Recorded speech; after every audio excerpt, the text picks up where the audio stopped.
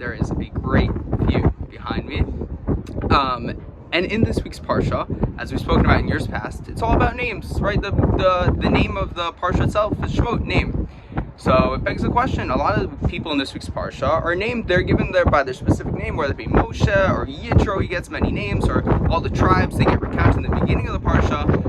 But there are two names that really stand out as peculiar here, and that being Shifra and Pua, the two handmaids that delivered the Jewish babies in Egypt.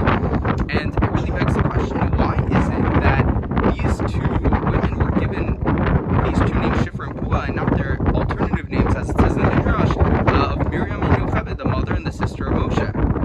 And I heard beautiful Torah on this, that Shifra and Pua really, their names are derived from the sounds a baby makes when they coo, right? And what would they do, Yocheved and Miriam? They would hush the babies, they would sway them so that they wouldn't coo anymore, so that the Egyptians wouldn't be able to find them and throw them in the Nile. So what can we really learn from this? It's such a beautiful thing that the Torah is focusing on here. Well, in a Parsha full of names, they focus on the little things, right? Miriam and Yocheved, they were huge figures, and they helped save a lot of lives by hushing these babies, and that's exactly what the Torah focused on. It focused on the little thing that they did. By hushing these babies, they saved